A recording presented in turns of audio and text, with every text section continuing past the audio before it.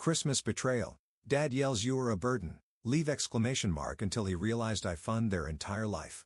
Family drama explodes. I never thought my own family would turn on me. Not like this. Not on Christmas. But I guess that's what happens when people get used to taking you for granted. They start thinking you owe them. That everything you do for them is just the way things should be. And the second you stop, well, then you're the problem. My name is Noah. I'm 24 years old, and for the past few years, I've been the one holding my family together. Not that they ever acknowledged it. Growing up, we weren't rich, but we got by. My dad worked construction.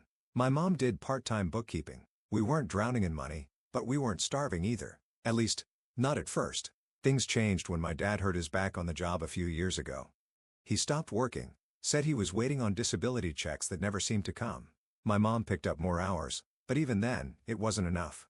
At first, I helped out because that's what family does. When I got my first job at 18, I gave them a little here and there, helped with groceries, covered the electric bill once in a while. But somehow, over the years, it became expected. The "can you help with this?" turned into "you need to pay this." And before I knew it, I was paying for almost everything. Rent, utilities, food, even my younger sister's school expenses. And the worst part? They acted like it was nothing. Not once did my dad say thank you. My mom just treated it like my responsibility. And my older brother, who, by the way, was 27 and still lived at home, never chipped in a single cent. If anything, he made fun of me for being too responsible.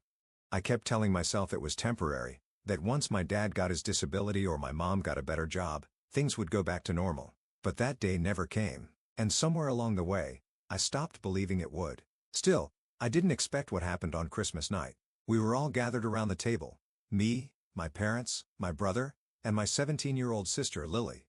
Dinner was the usual spread: turkey, mashed potatoes, green bean casserole. My mom had always been big on Christmas dinner, insisting we keep traditions alive no matter how tight money was. For the first half of the meal, everything seemed normal.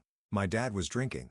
No surprise there. My brother was glued to his phone, occasionally making a sarcastic comment whenever my mom tried to start a conversation. Lily was scrolling through social media. Just another holiday in the family. Then somewhere between passing the stuffing and my dad pouring himself another glass of whiskey, the conversation shifted. "You know," my dad said, leaning back in his chair, "Noah's been living here in Renfrew for years now." I stopped mid-bite, my fork hovering over my plate. "What?" Mom nodded as if this was something they'd discussed before. "We've been talking, honey. You're 24 now. It's time you moved out and started your own life." I stared at them. "You can't be serious." My brother snorted. "Dude, you're way too old to still be living at home." I set my fork down carefully.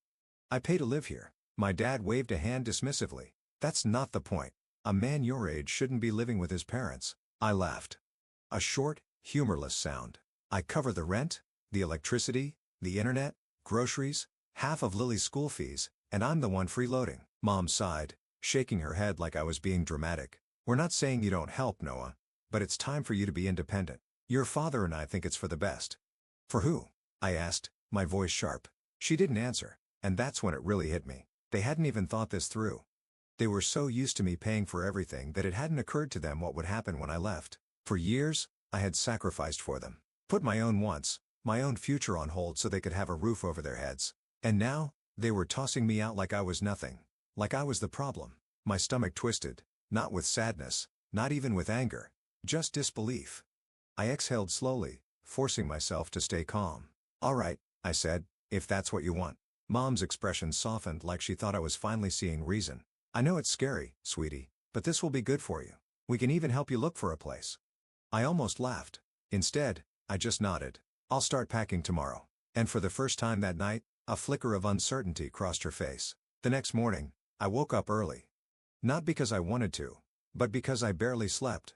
The conversation from last night kept playing in my head on an endless loop. The way my dad had leaned back in his chair like he was doing me a favor. The way my mom had spoken to me like I was a child who just didn't understand what was best for him. The way my brother had smirked, like this was all some big joke. But it wasn't a joke. They wanted me gone? Fine. I was gone. I grabbed a couple of duffel bags from my closet and started packing. Clothes first, the essentials, then my work laptop, important documents, anything valuable I didn't want to leave behind. I didn't have much in the way of furniture. Most of it belonged to them anyway. I had always put off getting my own place because I thought they needed me. Turns out, I just needed my money. By noon, I was nearly done. I was shoving the last of my things into a bag when I heard a knock on my door. It was Lily. She hovered in the doorway, arms crossed, shifting her weight from foot to foot. "You're really leaving?" I zipped my bag shut. "That's what they wanted." She chewed her lip, looking uncomfortable. "Mom said you'd calm down." I let out a short laugh. "She actually thinks this is me overreacting?" Lily didn't answer. She just stood there like she wasn't sure what to say. And for a brief second, I felt a pang of guilt. She was the only one I felt bad about leaving behind. She was still a kid, still stuck under the roof, but I couldn't stay for her. "Look," I said, softening my tone, "I'm not mad at you, okay? But I'm not staying where I'm not wanted." She nodded, but she looked away quickly like she didn't want me to see whatever expression was on her face. And then, without another word, she turned and walked off. I sighed and grabbed my bags. Time to go. The living room was empty when I came downstairs. For a second, I thought maybe I could just slip out without another conversation. But as I reached the door, my mom walked in from the kitchen. Her eyes flicked to my bags, and she hesitated. "You're really leaving now?" I stared at her. "You told me to." She frowned, like she didn't like hearing it put that way. "Well, I thought you'd take a little more time to figure things out." "No need. I already have a place I can stay." That wasn't entirely true. I had a few options: crashing with a friend, getting a short-term rental. I'd figure it out. What I wasn't going to do was stand here and let her guilt trip me into staying longer. My dad walked in next, scratching his stomach like this was just another lazy afternoon. "So, you're really doing this?" I didn't even bother answering. I just reached for the doorknob. That's when my mom spoke again. "Noah, before you go, we need to talk about the bills." I froze. Then I turned back slowly. "What?" "Well," she said, as if this was the most reasonable thing in the world. "I know you're moving out, but obviously we still need help with rent and utilities. We were thinking you could keep sending some money, at least for a little while." I just stared at her. I must have misheard. "You're kidding." She shook her head. "No, I'm serious. We can't afford everything on our own right now, and you've been helping for so long. It wouldn't be that different. You just be." I cut her off. "You kicked me out." "We asked you to move out," she corrected, like that made any difference. Dad sighed like I was the one being difficult. "Come on, kid, don't be selfish. We took care of you for years. Now it's your turn to help us." I felt my hands curl into fists. I couldn't believe what I was hearing. They had no problem throwing me out. No problem telling me to leave like I was some kind of parasite. But the second they realized that also meant losing my money, now they wanted me to stick around just enough to keep paying their bills. Unbelievable. I took a deep breath. "No." Mom blinked. "No, no," I repeated. "I'm not paying for anything anymore. You made it clear I'm not part of this household, so I'm done." Silence. Then Dad scoffed. "Well, that's how you repay us." Mom looked genuinely offended. "We are your family, Noah." I laughed. I couldn't help it. "Funny," I said. "You didn't seem to care about that last night." And with that, I turned back to the door, opened it, and stepped outside. Behind me, my mom started yelling my name. My dad said something under his breath. My brother, who had been in the kitchen this whole time, muttered, "Guess he's really doing it." But I didn't stop. I didn't look back. I walked out the door, down the porch steps, and toward my car, gripping my bags a little tighter. I had no idea what came next, but for the first time in years, I knew one thing for sure. I was finally free. I drove away without looking back, my mind racing. I had no clear plan, but I knew one thing. I was never giving them another cent. The first night, I crashed at my friend Jason's place. He didn't ask many questions, just handed me a blanket, and told me to make myself at home. I spent that night scrolling through rental listings, realizing for the first time that I could actually afford my own place now that I wasn't footing the bill for an entire household. Within a week, I signed the lease on a small but comfortable apartment. It wasn't anything fancy, just a one-bedroom with old cabinets and slightly creaky floors, but it was mine. No one barging into my room unannounced, no passive-aggressive comments about what I should or shouldn't be spending my money on, just peace. I settled into a new routine, and for the first time in years, I felt like I was living instead of just surviving. Meanwhile, my family was struggling, and I knew it. I didn't reach out, but word got around. Jason's mom still talked to mine occasionally, and he relayed the updates to me without me even asking. Apparently, my dad had assumed I would cave and keep sending them money. When the first month rolled around and I didn't, the reality hit them hard. Rent was suddenly hundreds more than they had budgeted for. The internet bill, the electric bill, the car payments, things I had been covering for years were now their responsibility, and it wasn't going well. My mom picked up extra shifts at work. My dad started trying to sell some of his old junk, and my brother, who had always acted like my money didn't matter, suddenly had to start paying for his own gas instead of mooching off me. They were finally facing the consequences of their own choices, and I felt no guilt about it. As for me, I was thriving. My new place felt like freedom. I started decorating, picking out furniture I actually liked instead of making do with hand-me-downs. I could eat what I wanted, come and go as I pleased, and spend my paycheck on myself without feeling guilty. My stress levels dropped almost overnight. I didn't realize how tense I had been living with them until I was finally out. The best part? The overwhelming sense of relief every time I walked into my apartment knowing I didn't have to answer to anyone. No more manipulation. No more guilt trips. No more financial drain. I had built a life of my own, and for the first time in a long time, I was happy. But then a month later, my phone rang. It was my mom, and I had a feeling she wasn't calling just to check in. The phone rang late one afternoon as I was sitting on the couch flipping through channels. I had just gotten home from work, and the comfort of my new apartment had become a routine, a new normal I was learning to appreciate more each day. I had barely noticed the call at first. It was a number I didn't recognize, but I had learned to stop screening my calls out of some misplaced loyalty. My curiosity got the better of me, so I picked up. "Hello?" There was a pause followed by an all-too-familiar voice. "Noah, it's Mom." I sighed, not even trying to hide the frustration that bubbled up. "What is it, Mom?" She immediately went into her usual concerned mother act, but this time it was more strained than usual. "I just wanted to check in on you. I mean, it's been a few weeks, and I know you're doing fine, but we've been having some issues over here." I braced myself. I knew where this was going. "We've been struggling a little bit with the bills," she continued. "Things are tight. You know how much your dad is making, and I've had to pick up a few extra shifts, but it's still not enough. And, well, we just thought maybe you could help out a little, you know? It wouldn't have to be much." I leaned back in my chair, feeling the familiar heat rise in my chest. "I already told you, Mom. I'm done paying the bills. You kicked me out. You said I wasn't welcome here anymore. You didn't need me, remember?" There was a long silence on the other end, and I knew exactly what she was doing, waiting for me to crack, to give in, to feel guilty and start second-guessing myself. But I didn't. "I know. Noah, I know. But it's different now. Your dad and we didn't mean it. We were upset and you were upset, but now we're in this mess and you're the only one who can help us get out of it." I let out a harsh laugh, shaking my head. "I'm not going to help you. You made it clear that you didn't need me around, that I was a burden. You were fine with me paying your bills when I lived there, but now that I'm gone, you expect me to keep supporting you? No way." She huffed. "You don't understand, Noah. This isn't about that. This is about family. You're still our son, and family helps each other out when times are tough." I sat up straighter, clenching my jaw. "Yeah, family.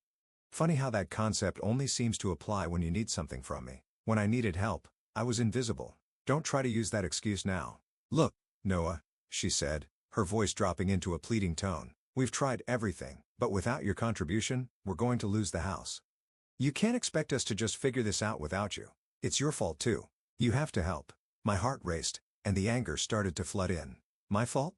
Are you serious? I'm not responsible for your poor decisions. I'm not responsible for your finances, Mom. You and Dad made your choices, and now you have to deal with the consequences. I'm begging you, please. You can't just leave us like this. We need you." The words stung. Not because I felt guilty, but because I realized how manipulative this all had become. I could feel the weight of their guilt, the desperate attempt to reel me back in.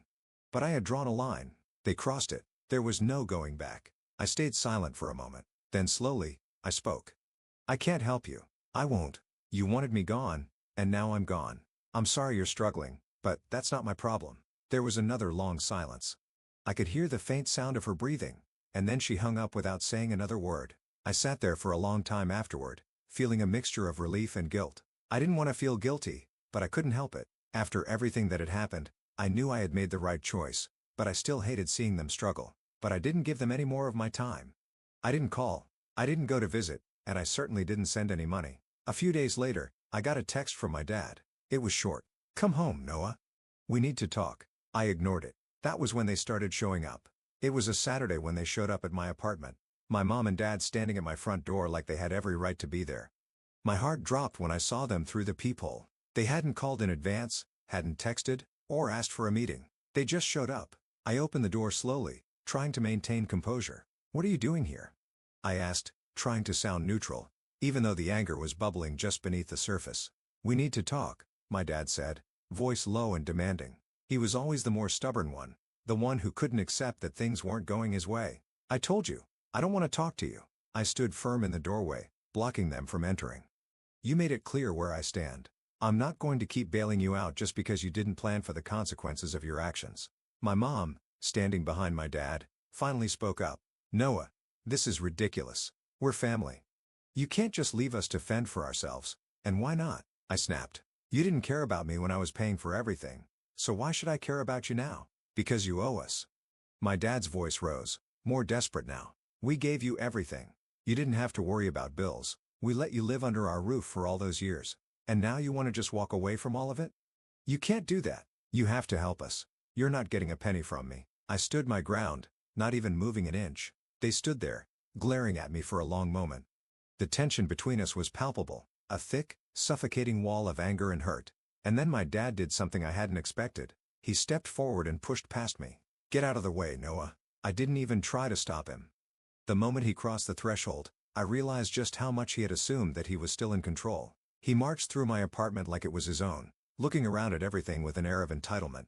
This place is a dump, he muttered under his breath. Get out of my apartment, I said through gritted teeth. But he didn't leave. Instead, he turned around, crossing his arms. You need to start acting like a responsible adult, Noah. You need to help us. You owe us. I felt my anger building up. I don't owe you anything. I'm done with this. My mom finally stepped forward, trying to soften the situation. Please, Noah, we're not asking for much. Just a little help with the bills, and we'll be fine. I looked at her, shaking my head in disbelief. You don't get it, do you? I'm not your backup plan. I'm not here to fix everything for you. I'm done. They stood there for a moment, silent and stunned as if they had never expected me to push back like this. The silence stretched out, and then I said the words that would make everything final. I don't want to see you again. And with that, I shut the door in their faces. It's been a few months since that day. Things have been surprisingly peaceful on my end. I've settled into a routine, work, my own space, my own bills. Honestly, I'm doing better than I ever thought I would. I feel free from the constant pressure I used to live under. As for my parents, things aren't going as smoothly for them. The bills are piling up, and they've had to make some serious sacrifices. They started reaching out to other relatives for help, but I don't know how much longer they can keep up the act that everything's fine. I've heard through the grapevine that my dad's been trying to get a second job, but I'm not sure if it's going to be enough. I'll admit, part of me feels bad seeing them struggle, but another part of me knows that this is the consequence of their own actions. They chose to kick me out, and now they're dealing with the fallout. I'm still sticking to my decision. No more handouts. No more taking care of their responsibilities. But I want to hear your thoughts. Did I do the right thing? Should I have helped them out just a little even after all they put me through? Or did I draw the line in the right place? I'm curious to hear what you all think.